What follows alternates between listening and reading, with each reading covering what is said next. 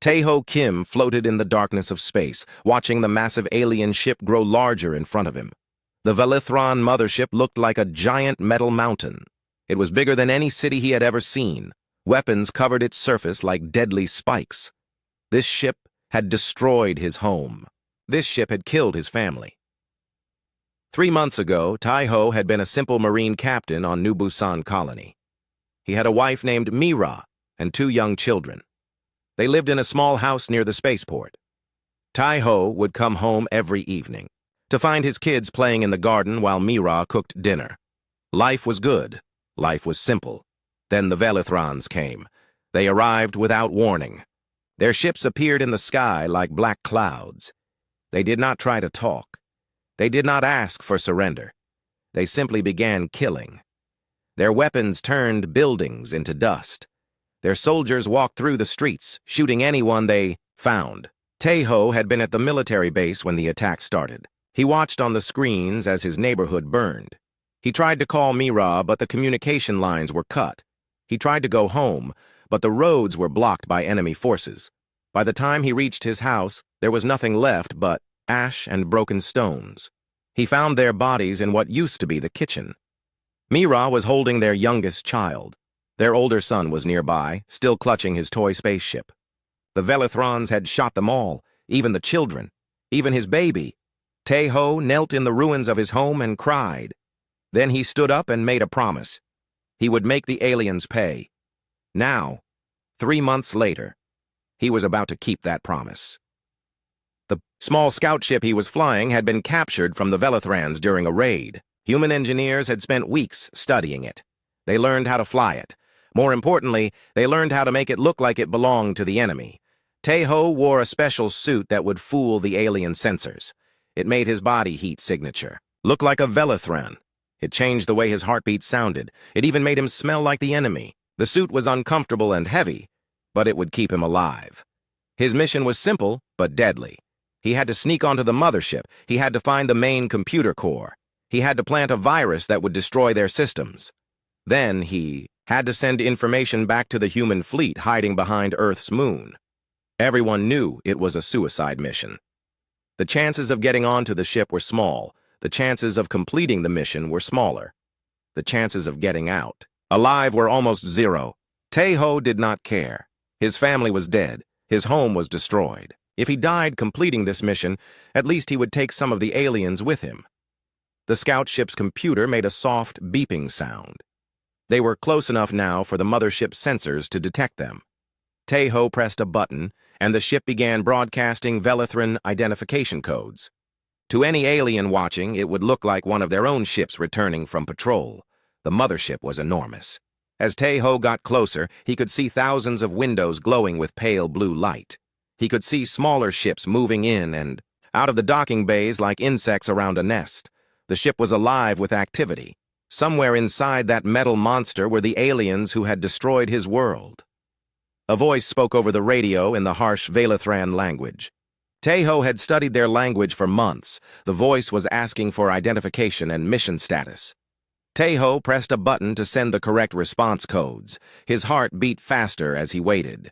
After a few seconds, the voice spoke again. This time it was giving him permission to dock in Bay 7.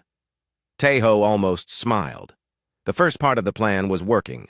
He guided the small ship toward the docking bay. The entrance was huge, big enough for ships 10 times larger than his. As he flew inside, massive doors closed behind him. There was no going back now. The docking bay was filled with alien ships. Some were fighters, sleek and fast. Others were transport ships, built to carry troops and supplies. At the far end of the bay, Taeho could see several human civilian ships. These were probably captured during raids on the colonies. The sight of them made his anger burn hotter. Taeho landed his ship in an empty spot near the wall. He turned off the engines and sat quietly for a moment. Around him, alien workers moved between the ships. They looked like humans, but were taller and thinner. Their skin was pale gray and their eyes were completely black. They moved with quick, jerky motions that reminded Taeho of insects. He checked his equipment one more time. Hidden in his suit were several small explosives. He had a plasma cutter disguised as a medical tool. Most importantly, he had the virus storage device. It looked like a simple datapad, but it contained enough destructive code to bring down the entire ship's computer network. Tae-ho opened the ship's door and stepped out. The artificial gravity felt slightly different from human standard. The air smelled strange, like metal and chemicals. He forced himself to walk with the same jerky movements as the aliens around him. 2 Velithran guards approached him. They wore black armor and carried energy weapons. Tae-ho's muscles tensed, ready to fight, but the guards simply scanned him with a small device. The scanner beeped once and showed a green light. The disguise was working. One of the guards spoke, to him in Velithran. It was asking about his mission report. Tae-ho responded with the prepared answers he had memorized. He said his patrol had found nothing interesting. The guard seemed satisfied and waved him toward the exit. Tae-ho walked across the docking bay trying to look casual. Inside his suit, sweat ran down his back. Every step took him deeper into enemy territory. Every second brought him closer to discovery or death. The exit led to a long corridor with walls made of smooth metal. The ceiling was low, designed for the tall but thin Velithran bodies. Blue lights ran along the walls, giving everything an eerie glow. The air recycling system hummed quietly overhead. Other aliens moved through the corridor, going about their duties. None of them paid attention to Tae-ho. To them, he was just another soldier returning from patrol. He had studied their behavior patterns for weeks. He knew how they moved, how they talked, how they acted around each other. As he walked, Tae-ho tried to memorize the layout. The corridor branched off in several directions. Signs on the walls were written in Velithran script, but he had learned to read their basic symbols. One direction led to the crew quarters, another led to the weapon systems, a third led toward the center of the ship, where the main computer core would be located. That was his destination. The computer core controlled everything on the ship: navigation, weapons, life support, communications. If he could plant the virus there, it would spread through every system. The ship would tear itself apart from the inside. But first, he had to get there without being caught. The ship was huge, with thousands of corridors and millions of aliens. One mistake would mean death. One wrong turn could end the mission before it really began. Tae-ho chose the corridor that led toward the ship's center. He walked steadily, not too fast, not too slow. Just another Velithran soldier doing his job. Around him, the alien mothership hummed with deadly purpose, preparing to destroy Earth and wipe out humanity forever. But they did not know that death had already come aboard their ship. Death in the form of one human man who had nothing left, to lose and everything to gain by making them pay for what they had done. Tae-ho had been walking through the ship's corridors for 2 hours. The alien mothership was like a metal maze. Every corridor looked the same. The blue lights on the walls never changed. The low humming of the ship's engines was constant and hypnotic. He had seen thousands of Velithrons moving through the ship. They all looked busy with their tasks. Some carried data pads. Others pushed floating carts filled with supplies. A few wore different colored uniforms that marked them as officers or specialists. None of them suspected that a human was walking among them. The disguise was working perfectly. The biomimetic suit made him look, sound, and smell like one of them. But wearing it was becoming harder with each passing minute. The suit was hot and heavy. It made his skin itch. Worse, it was affecting his breathing. He could only wear it for a few more hours before it would start to damage his body. Tae-ho stopped at an intersection of corridors. According to the signs on the wall, the main computer core was still several levels deeper into the ship, but he had noticed something strange. Some corridors had extra guards. Others were marked with symbols he did not recognize. There were areas of the ship that seemed to be restricted even to regular Velithran crew members. He decided to investigate one of these restricted areas. Maybe he could find useful information. Maybe he could discover something that would help the human fleet. At the very least, he might find a better route to the computer core. The restricted corridor was guarded by 2 Velithran soldiers. They wore different armor from the regular crew. Their weapons looked more advanced. Tae-ho approached them carefully, trying to look like he belonged there. One of the guards stopped him. It spoke in Velithran, asking for his authorization codes. Tae-ho had prepared for this moment. He reached into his suit and pulled out a fake identity device. The human intelligence teams had worked for weeks to create believable Velithron credentials. The guard scanned the device. For a moment, Tae-ho thought it might not work. The scanner beeped and flashed yellow instead of green. The guard looked, confused. It scanned the device again. This time, the scanner showed green. The guard stepped aside and waved Tae-ho through. He walked past them, trying not to show his relief. His heart was beating so fast he was sure they could hear it.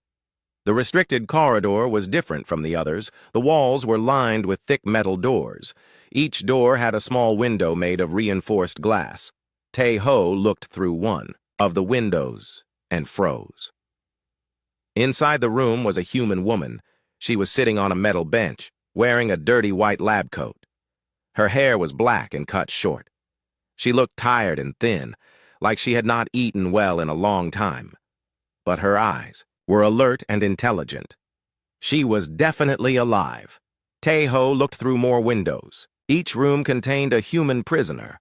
Some were civilians. Others wore the remains of military uniforms. A few looked like scientists or engineers.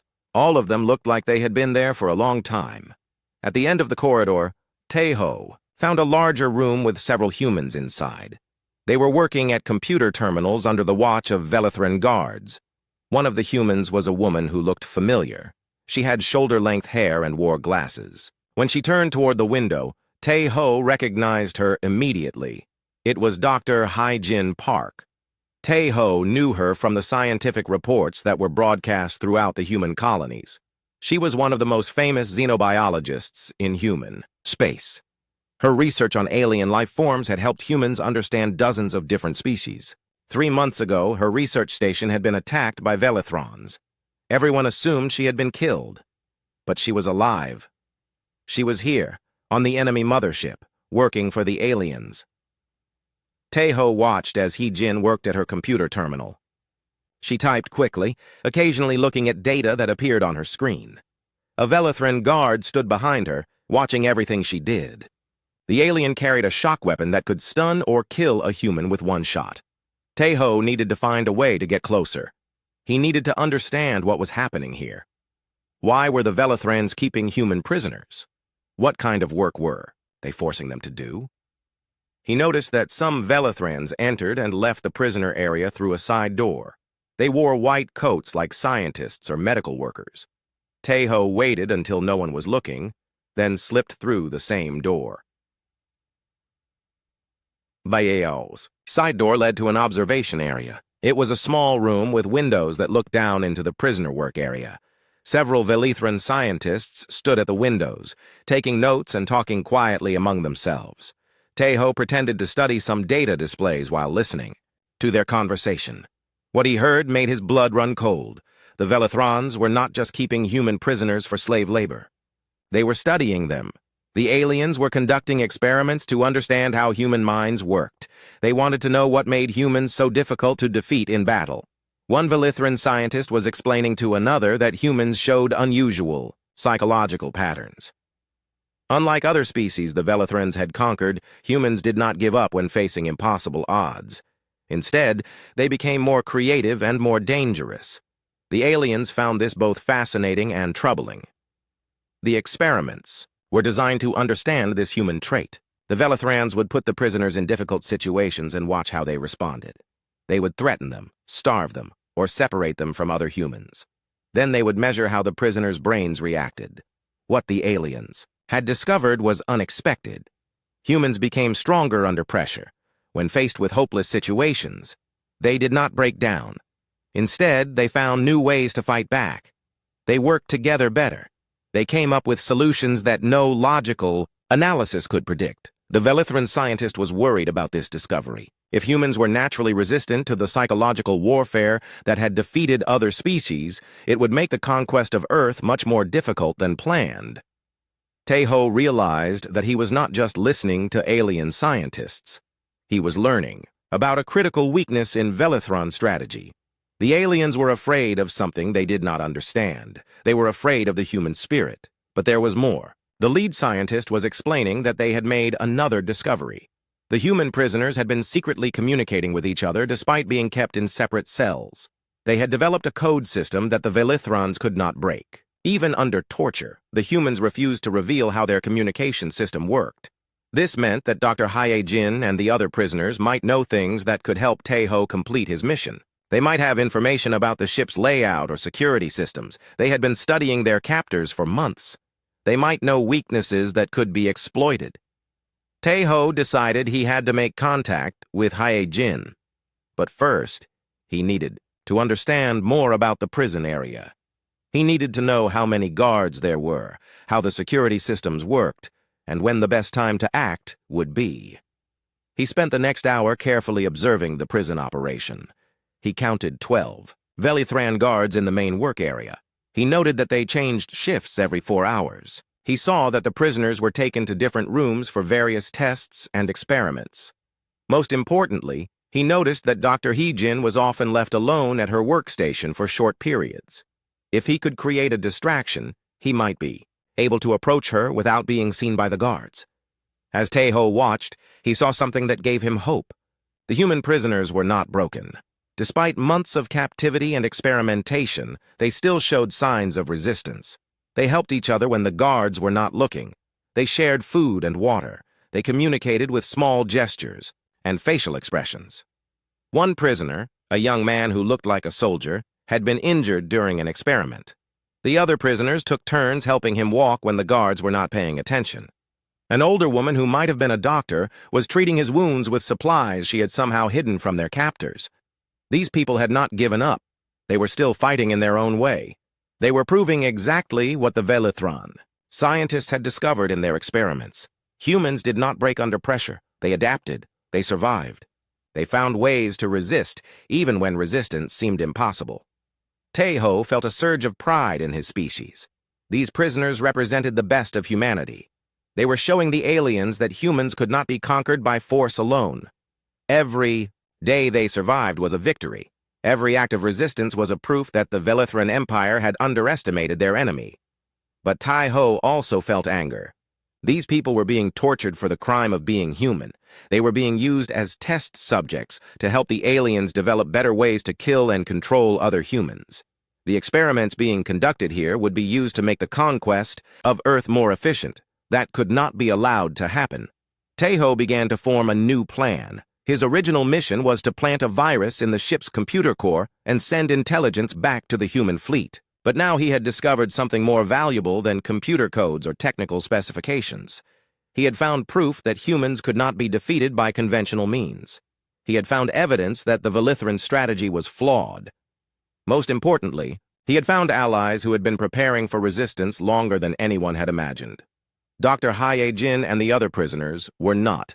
Taeho waited for the right moment to approach Dr. Hyejin. He had been watching the guard patterns for 3 hours. Every 20 minutes, 2 guards would leave the main work area to check on prisoners in the individual cells. This left only 1 guard watching the computer terminals where Hyejin worked. When the next shift change happened, Taeho made his move. He walked into the work area trying to look like he belonged there. The remaining guard glanced at him but did not seem suspicious. Taeho approached Hyejin's workstation from behind. He leaned down and whispered in Korean, close to her ear. "Dr. Park, I am human. I am here to help." Hyejin's hands froze over her keyboard. She did not turn around, but Taeho could see her reflection in her computer screen. Her eyes were wide with shock and hope. "Do not look at me," Taeho whispered. "Keep working. I am wearing a disguise. To the guards, I look like one of them." Hyejin began typing again, but her hands were shaking. "Who are you?" she whispered back in Korean. "Captain Taeho Kim, Human Marines. I am here on a mission to destroy this ship. How many of you are there?" "Just me." Hyejin's shoulders sagged, slightly. Taeho could tell she had been hoping for a larger rescue force, but she was a scientist. She understood that hope was better than no hope at all. "What do you need from me?" she whispered. Before Taeho could answer, alarms began blaring throughout the ship. Red lights flashed in the corridors. A Velithran voice spoke over the communication system, announcing that there was a security breach in Section 7. Taeho's blood went cold. Section 7 was where he had docked his ship. Somehow, the aliens had discovered that he was not one of them. The guard in the work area suddenly became alert. It spoke into a communication device, asking for orders. After a moment, it began moving toward the prisoners, gesturing for them to return to their cells. "They know I am here," Taeho whispered to Hyejin. "I have to go." "Wait," Hyejin said, urgently. "There are others, human prisoners in the detention levels. One of them is a Marine from your unit." "What unit?" "The 15th Colonial Defense, a young man named Dongwoo Lee." Taeho knew that name. Private Lee had been part of the defense force on New Busan. He had been listed as missing in action after the final battle. The fact that he was alive was incredible news. "Where is he?" Taeho asked. "Detention Level 3, Cell Block B. But you have to hurry. They torture the military prisoners more than the civilians. He might not survive much longer." The guard was coming toward them now, shouting for the prisoners to move faster. Taeho had to leave before the alien got close enough to examine him carefully. "I will find you again," he promised Hyejin. "Be ready." Taeho walked quickly toward the exit. Behind him, he could hear the guard ordering the prisoners back to their cells. The alarms were getting louder. All around the ship, he could hear the sound of running feet as Velathran's security forces mobilized. He made it to the main corridor just as a squad of alien soldiers ran past. They were heading toward the docking bays. Taeho fell in behind them, pretending to be part of the security response. But as they ran, one of the soldiers looked back at him. The alien's black eyes studied Taeho's face carefully. It said something to the soldier next to it. Both aliens slowed down and let Taeho catch up to them. One of them spoke to Taeho in Velithran. It was asking for his unit identification and current orders. Taeho gave the prepared responses, but he could see doubt in the alien's expressions. The soldier pulled out a scanning device and pointed it at Taeho. This scanner was different from the simple ones used in the docking bay. It was military-grade equipment designed to detect enemies. The scanner beeped 3 times and flashed red. The soldiers immediately raised their weapons. One of them shouted into its communicator, reporting that they had found the intruder. The other one began firing energy bolts at Taeho. Taeho dove to the side, rolling behind a support pillar as energy blasts scorched the metal wall where he had been standing. He pulled out his hidden plasma cutter and modified its settings. In a few seconds, he had turned the cutting tool into a makeshift weapon. When the aliens came around the pillar looking for him, Taeho was ready. The plasma beam cut through the first soldier's armor like paper. The alien fell without making a sound. The second soldier tried to call for backup, but Taeho's second shot silenced it permanently. Now the entire ship would know exactly where he was. The dead soldier's communication. Devices would have transmitted their location before they died. Every security team on the ship would be converging on this corridor within minutes. Taeho dragged the bodies into a nearby maintenance room and sealed the door. He took one of the alien weapons and several power cells. He also took a communication device so he could monitor Velathran's security frequencies. The voices on the communicator were excited and angry. They were reporting that the intruder was armed and dangerous. They were also saying something that made Taeho smile grimly. The security forces were confused about how a human had gotten onto their ship. Their scans showed that he had somehow disguised himself as a Velathran. This confusion was buying him time. The aliens did not know what to look for. They did not know if there were more humans on the ship. They did not know how their security had been breached. But Taeho knew his advantage would not last long. Soon they would start scanning every crew member on the ship. They would find him eventually. He had to move fast. His priorities had changed. Before, his mission was to reach the computer core and plant the virus. Now, he had to rescue Dongwoo, Lee, and the other human prisoners. He could not leave them to be tortured and killed in revenge for his attack. According to the ship's layout signs, detention level 3 was 2 levels down and toward the rear of the ship. But getting there would mean passing through some of the most heavily secured areas of the mothership. Taeho began moving through maintenance corridors and service tunnels. These areas were not designed for regular crew movement, so there were fewer patrols. But they were also more cramped and difficult to navigate. The biomimetic suit made it even harder to move through the tight spaces. As he crawled through a ventilation shaft, Taeho heard voices below him. He looked through a grating and saw a team of Velathran security officers studying a computer display. One of them was pointing at different sections of the ship and giving orders to the others. Tae-ho recognized the alien who was giving orders. It was taller than the others and wore more elaborate armor. This had to be a high-ranking security officer, maybe even the ship's security commander. The commander was speaking about search patterns and containment protocols. It was clear that the Velethrons were taking this security breach very seriously. They were treating it as a potential invasion rather than a simple infiltration. But Tae-ho also heard something interesting. The commander was expressing frustration about the human prisoners. It was saying that the humans had somehow learned about the security alert despite being locked in their cells. They were becoming more difficult to control. This meant that Hyejin and the others were already preparing for something. Maybe they had been planning their own escape attempt. Maybe they were ready to help him when the time came. The commander suddenly looked up at the ventilation grating where Tae-ho was hiding. For a moment, their eyes met through the metal slats. The alien's black eyes widened with recognition and alarm. Tae-ho kicked out the grating and dropped into the room below. He landed on one of the security officers, crushing the alien under his weight. The other officers reached for their weapons, but Tae-ho was faster. The plasma cutter beam swept across the room, cutting down 2 more aliens. The commander tried to escape through the door, but Tae-ho tackled it from behind. They rolled across the floor, fighting for control of the commander's weapon. The Velethran was stronger than a human, but Tae-ho was more desperate. He managed to get his hands around the alien's neck and squeezed until it stopped moving. Breathing hard, Tae-ho stood up and looked around the room. He had just killed the ship's security commander and several of its officers. This would cause massive disruption to their search efforts, but it would also make them even more determined to find him. He grabbed the commander's weapon and communication device. He also took the alien security codes, which were stored on a small data chip. These codes might help him access restricted areas of the ship. The communication device was buzzing with urgent messages. Security teams were reporting to the commander, asking for orders. When no response came, they would realize that something had happened to their leader.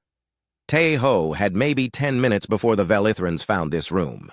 He had to reach the detention level before they could increase security around the prison areas.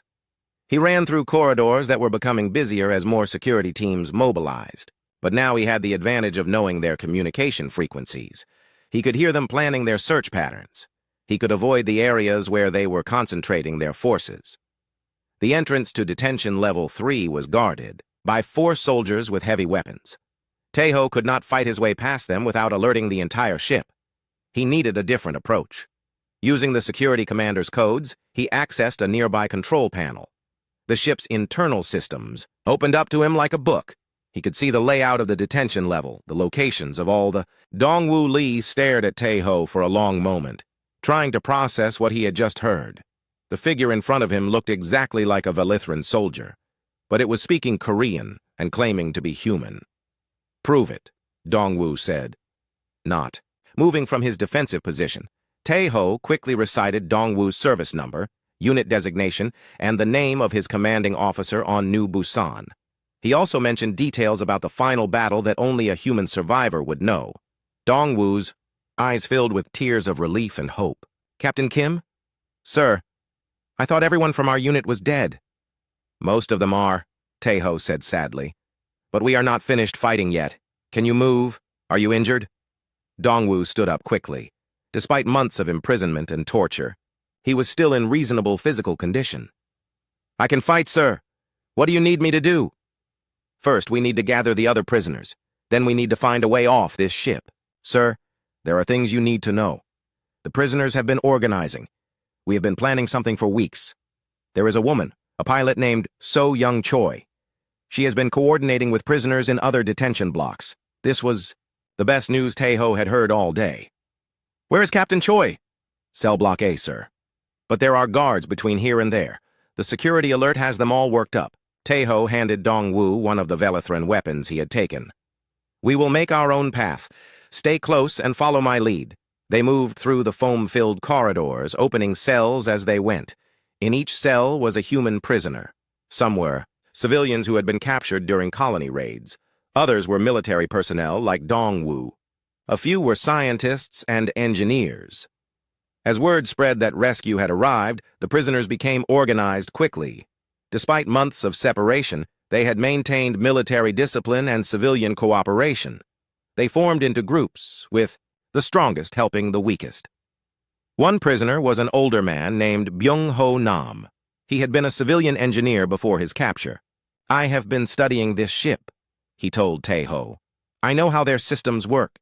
If we can reach the main engineering section, I can help you cause serious damage." Another prisoner was a woman named Mi-sun Kang, who had been a communications specialist.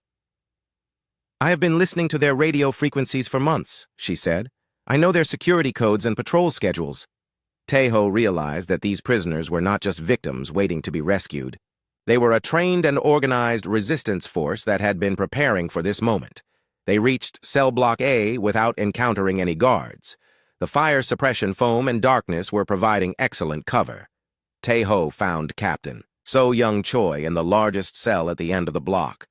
So-young was a woman in her early 30s with short black hair and intelligent eyes. Even after months of captivity, she carried herself with the confidence of a military officer. When Tae-ho opened her cell, she immediately took charge of organizing the other prisoners. "How many people do we have?" she asked. Tae-ho did a quick count. 43 prisoners from this detention level. There are more in the research area, including Dr. Hae-jin Park. So-young's eyes lit up. "Dr. Park is alive? That changes everything. She has been studying Velethran biology and technology. She might know weaknesses we can exploit." "What have you learned about this ship?" Tae-ho asked. So-young led him to a wall where she had scratched a rough map using a small piece of metal. "We have identified several critical systems. The main computer core is here, in the center of the ship. The primary weapons control is here, near the front. The engine room is at the back." She pointed to different areas of her crude map. "But the most important discovery is this. The Velethrons have designed their ship with a fatal flaw. All of their critical systems are connected to the same network. If we can access one system, we can potentially control all of them." Byung-ho Nam joined the conversation. "The aliens are very logical in their thinking. They believe that centralized control is more efficient, but this makes their entire ship vulnerable to the kind of creative attack that humans specialize in." Tae-ho was beginning to understand. The Velethrons had built their ship to be perfect according to their own logical standards. But human thinking was not logical in the same way. Humans could see possibilities that the aliens could not imagine. "What kind of attack are you planning?" Tae-ho asked.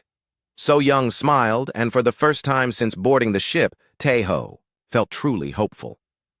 "We are not going to just escape from this ship, Captain. We are going to take it over." The plan that So-young and the other prisoners had developed was ambitious and dangerous. It involved splitting their forces into multiple teams, each with a specific objective. Team 1, led by Tae-ho, would go to the research area and rescue Dr. Hae-jin and the other prisoners there. Dr. Park's knowledge of Velethran technology would be essential for the technical aspects of their plan. Team 2, led by So-young, would head for the weapons control center. If they could seize control of the ship's weapons, they could turn the mothership's own guns against the Velethron fleet. Team 3, led by Byung-ho Nam, would go to the main engineering section. From there, they could control the ship's power, systems, and potentially shut down areas that the Velethrons were using to coordinate their defense.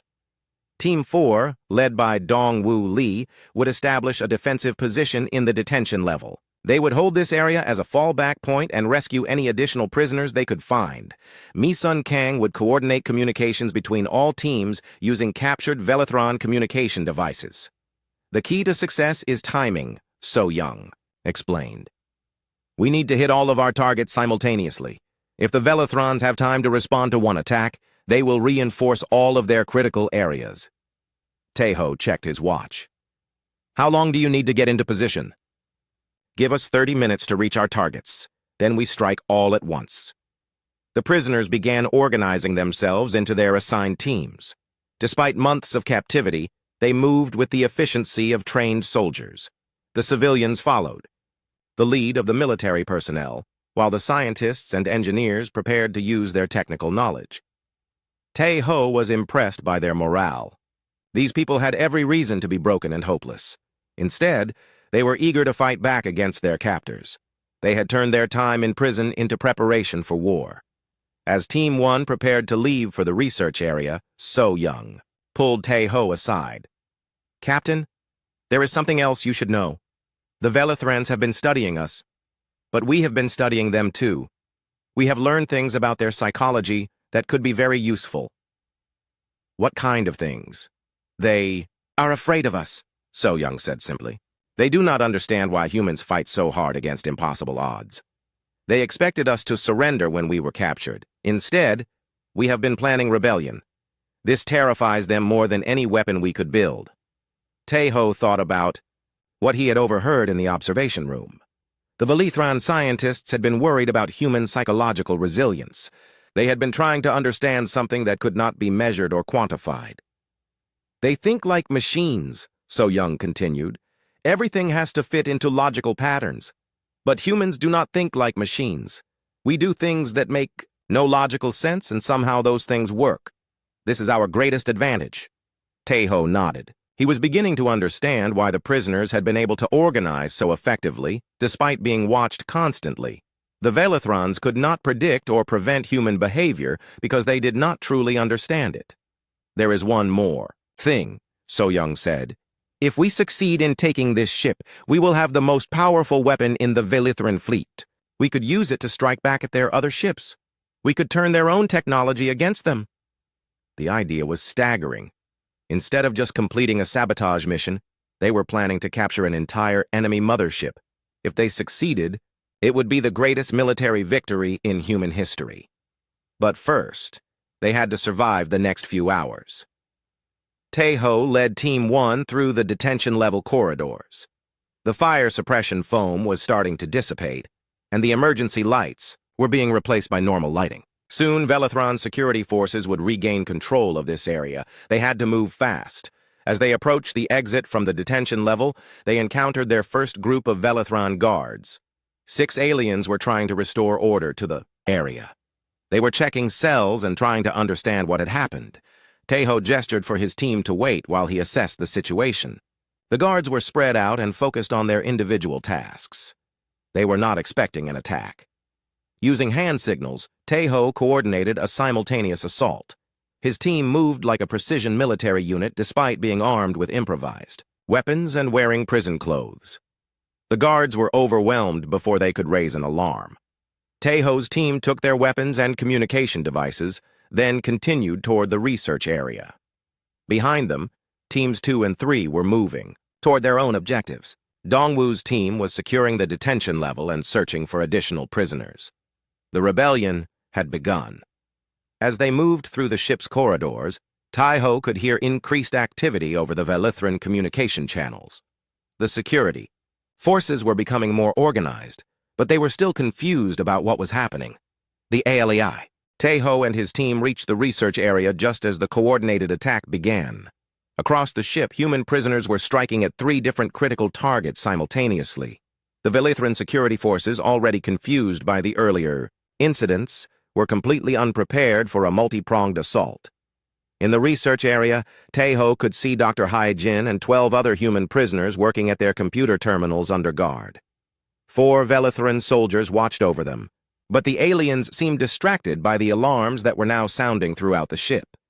Tae-ho split his team into 2 groups. Half would create a distraction at the main entrance, while he led the others through the side entrance he had used earlier. The plan worked perfectly. When the guards rushed to investigate the noise at the main entrance, Tae-ho's group struck from behind. The rescue was swift and efficient. Within minutes, all the research prisoners were free and armed with captured Velithran weapons. Dr. Hyejin immediately took charge of accessing the research computers. "Captain Kim," she said as her fingers flew over the keyboard, "I have been studying their systems for months. I can do more than just plant a virus in their computers. I can turn their entire network against them." While Hyejin worked, reports began coming in from the other teams over the captured communication devices. So Young's team had successfully reached the weapons control center and was fighting for control of the ship's massive gun batteries. Byung-ho's team had taken the main engineering section and was beginning to shut down non-essential systems throughout the ship. But the most surprising report came from Dongwoo's team. They had discovered additional human prisoners in hidden detention areas that even the organized prisoners had not known about.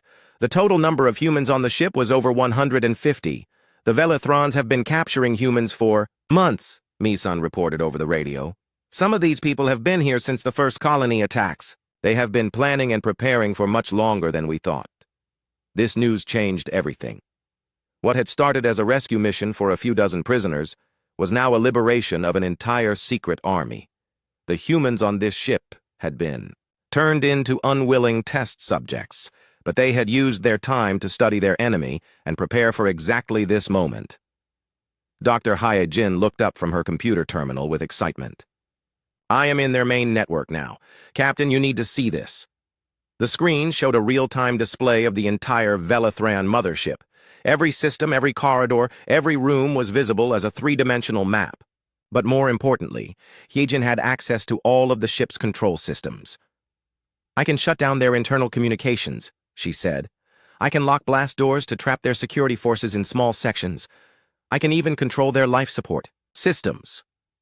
Taeho realized that the human prisoners had given them an advantage that no one had anticipated. Instead of fighting the ship's systems, they could use those systems as weapons against the crew. Do it, he ordered. Cut off their communications first.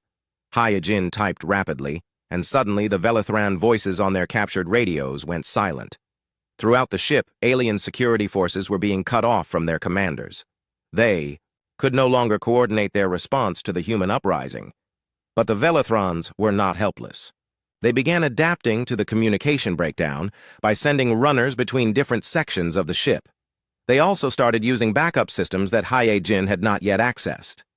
More concerning, the ship's senior officers were beginning to understand what was happening. Over the ship's general announcement system, a Velethran voice began speaking in their harsh language. Even without understanding the words, Taeho could hear the anger and determination in the alien's tone. That is Admiral Kethmore, Hyejin translated. He is the ship's commanding officer. He is ordering all crew members to report to emergency stations.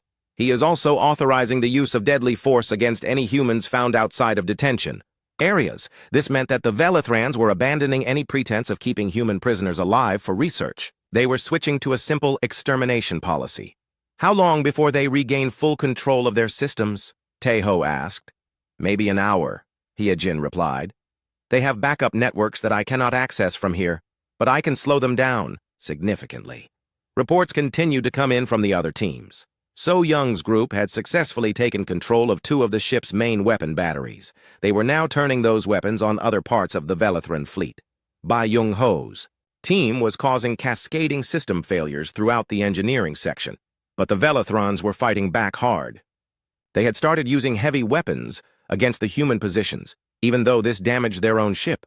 They were also beginning to seal off entire sections, trapping some human teams in areas with limited air supply. Captain, Misun's voice came over the radio. We are receiving a transmission from outside the ship. The human fleet is moving in for an attack. This was unexpected. The human fleet was supposed to wait for Taeho's intelligence report before making any moves. But apparently, the chaos on the mothership had been detected from outside. Hyejin quickly accessed the ship's external sensors. On her screen, they could see dozens of human warships approaching the Velethran fleet, but they were vastly outnumbered. Even with the mothership partially disabled, the alien fleet still had enough firepower to destroy all of the human ships. We need to help them, Taeho said. Can you turn more of the ship's weapons on the Velethran fleet? I can try, Hyejin said, but the weapon systems have multiple redundant controls. The Velethrans are fighting me for access to each gun, battery. As if to prove her point, explosions suddenly rocked the research area. The Velethrans had started using their own weapons against the areas controlled by humans. They were willing to destroy their own ship rather than let it fall into human hands. Taeho made a decision that would define the rest of the battle. All teams, this is Captain Kim. New priority. We are not just taking this ship. We are going to use it to destroy the entire Velethran fleet. The response was immediate and enthusiastic. Over 150 humans who had been tortured and experimented on for months now had a chance to strike back at their captors. They were not just fighting for their freedom. They were fighting for revenge. So Young's voice came over the radio. Weapons control to all teams. I now have access to the ship's main gun batteries. Give me targets, and I will turn this mothership into the galaxy's biggest human warship. Byung-ho reported from engineering. I can overload their power systems to give us more energy for the weapons, but it will make the ship unstable. We might not have much time. Taeho looked around at the humans in the research area. These people had been treated as test subjects and slaves. Now they were becoming the crew of a captured alien mothership. The irony was not lost on anyone. Dr. Park, how much control do you have over the ship's systems? Enough, Hyojin said with a grim smile. I can lock down most of the areas where Velithran crew members are located. I can also access their navigation systems. If we can eliminate the remaining resistance on this ship, we can fly it anywhere we want. The battle was reaching a critical point. Outside the ship, the human fleet was engaging the Velithran warships in desperate combat. Inside the ship, humans and aliens were fighting room by room for control of the most powerful vessel in the enemy fleet. But something unexpected was happening. The Velithrans, despite their technological superiority and greater numbers, were losing. Every time they tried to counter human tactics, the humans adapted and found new ways to attack. Every logical response by the aliens was met by creative human solutions that made no sense according to Velithran military doctrine. Admiral Kethmore's voice came over the ship's announcement system again. This time, Hyejin translated his words with satisfaction. He is ordering all crew members to abandon ship. He says that human behavior is unpredictable and dangerous. He says that they cannot maintain control of their own vessel. Taeho felt a surge of fierce pride. The aliens who had destroyed his home and killed his family were now so afraid of human unpredictability that they were abandoning their most powerful ship. But they were not giving up entirely. As Velithran crew members began evacuating, they started setting off explosive charges throughout the ship. They were trying to destroy the mothership rather than let humans capture it. All teams, Taeho announced over the radio. The aliens are trying to scuttle the ship. We need to stop them and secure the remaining critical systems. The next hour was a race against time. Human teams spread throughout the ship, hunting down Velithran demolition crews and defusing explosive charges. They were aided by Hyejin's control of the ship's internal systems, which allowed her to track alien movements and seal off areas where explosives had been planted. Meanwhile, So-Young's team was using the captured weapons to devastating effect against the Velithran fleet. Ship after ship exploded under fire from their own mothership. The alien fleet, which had seemed invincible just hours before, was being systematically destroyed by its own flagship. As the battle reached its climax, Taeho found himself face to face with Admiral Kethmore in the ship's command center. The Velithran leader had stayed behind to personally ensure the Admiral Kethmore and Taeho faced each other in the command center of the massive alien mothership. Around them, control panels displayed the chaos spreading throughout the Velithran fleet. Human-controlled weapons were systematically destroying ship after ship. The perfect order of the alien armada was collapsing into burning wreckage. "This is impossible," the Admiral said, his voice filled with disbelief. "Your species is primitive. You have inferior technology. You should not be able to defeat us." Taeho kept his weapon trained on the alien commander. "That is what you never understood about humans. We do not fight with just technology. We fight with something you cannot measure or control." "What is that?" Kethmore asked, genuinely confused. "Hope," Taeho said simply. "You can kill our bodies, destroy our homes, take away everything we love, but you cannot kill hope. And as long as one human has hope, we will never surrender." The Admiral's black eyes narrowed. "Hope is illogical. Hope cannot defeat superior firepower. Watch me prove you wrong." The battle between them was brief, but intense. Kethmore was faster and stronger than a human, but Taeho fought with the fury of someone who had lost everything and found it again. The alien's logical, predictable fighting style was no match for human desperation and creativity. When it was over, Admiral Kethmore lay dying on the floor of his own command center. But his death was not caused by physical wounds alone. In his final moments, The alien leader was forced to confront the impossible reality that his perfect, logical species had been defeated by creatures they considered inferior. "How?" he whispered with his last breath. "Because you forgot the most important rule of warfare," Tejo said. "Never underestimate an enemy who has nothing left to lose." As the admiral died, reports began coming in from all over the ship. The remaining Velithran crew members were either dead, captured, or had fled in escape pods. The mothership was now completely under human control. Dr. Hyojin's voice came over the communication system. "Captain Kim, I have full access to all ship systems. We now control the most advanced warship in the galaxy." Tejo looked around the alien command center. The walls were covered with displays showing the destruction of the Velithran fleet. Outside the windows, he could see human ships moving between the burning wrecks of enemy vessels. The battle was over. Humanity had won, but the victory felt different than he had expected. When he started this mission, all he wanted was revenge for his dead family. He wanted to hurt the aliens who had destroyed his life. Now, standing in the command center of their most powerful ship, he realized that revenge was not enough. So Young's voice came over the radio. "All weapons batteries are secure. The remaining Velithran ships are retreating. Captain, what are your orders?" Tejo thought carefully before answering. They could use this ship to pursue the fleeing aliens. They could hunt down every Velithran vessel and destroy them all. It would be a fitting revenge for the destruction of the human colonies, but that would make them no better than their enemies. "Cease fire," Tejo ordered. "Let the survivors go." There was silence on the communication channels. Then So Young asked, "Sir, are you sure we have the power to end this war right now?" "That is exactly why we should not use it," Tejo replied.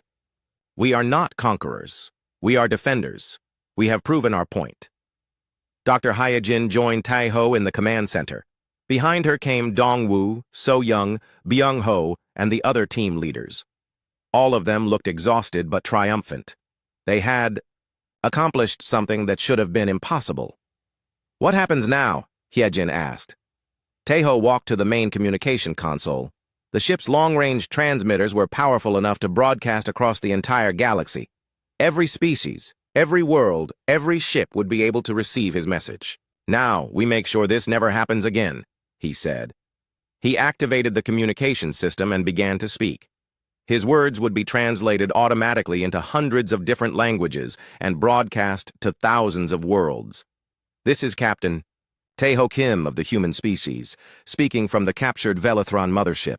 3 months ago, the Velithran Empire attacked our colonies without warning or provocation. They killed millions of innocent people, including women and children. They believed that humans were weak and would surrender easily."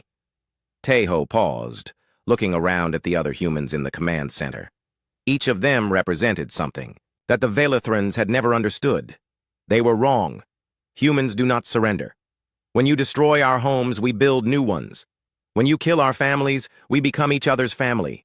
When you capture us, we turn your own ships into our weapons. When you try to break our spirit, we prove that our spirit cannot be broken." He gestured toward the windows, where the wreckage of the Velithran fleet drifted in space.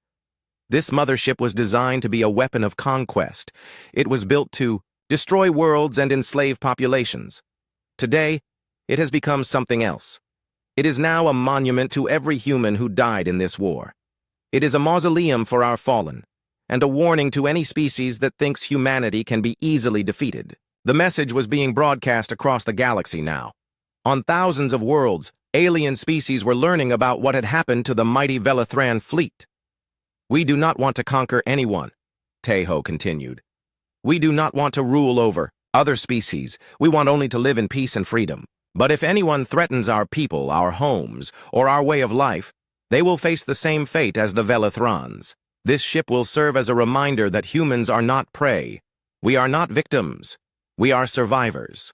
Dr. Hyojin was working at another console, downloading all of the Velithran research data and technology specifications. The aliens had spent years studying human psychology and biology. Now that research would be used to help humanity defend itself against future threats. "The war is over," Tejo concluded his broadcast. "The Velithran Empire is defeated. Their Survivors are free to return to their worlds and rebuild their lives in peace, but they will do so with the knowledge that they failed to conquer humanity. And every other species in the galaxy will know that humans cannot be enslaved, cannot be broken, and will never give up. He turned off the communication system and looked around at his fellow humans.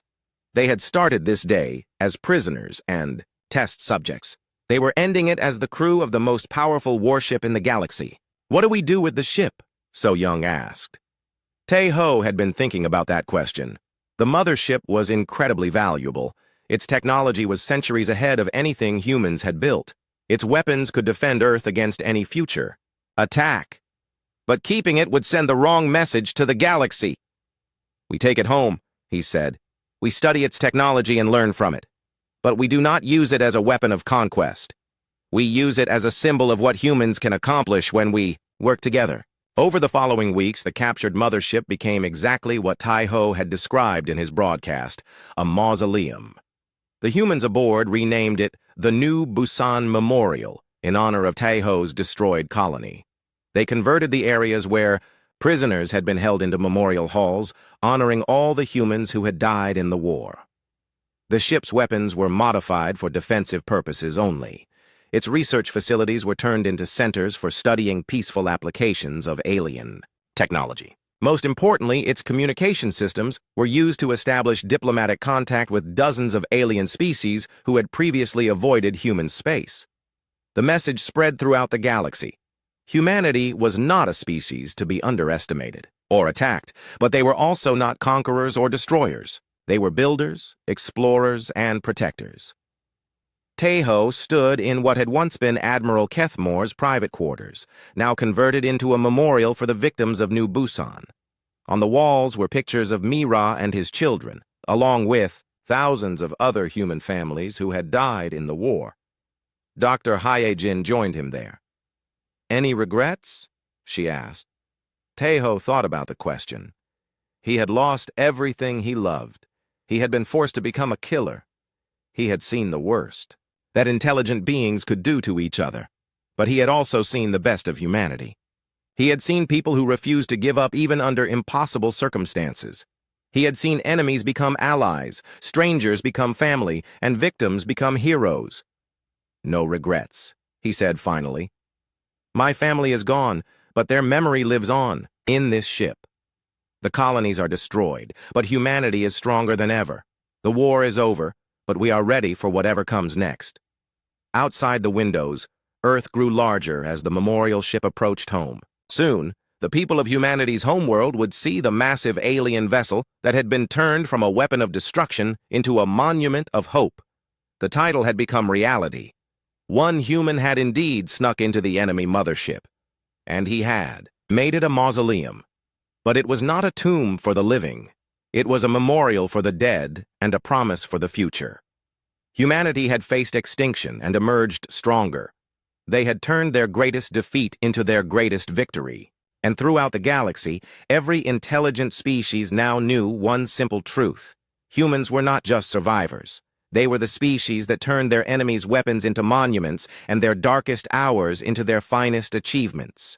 The Yao War was over. The mausoleum sailed home, and humanity looked toward a future where they would never again be underestimated by anyone in the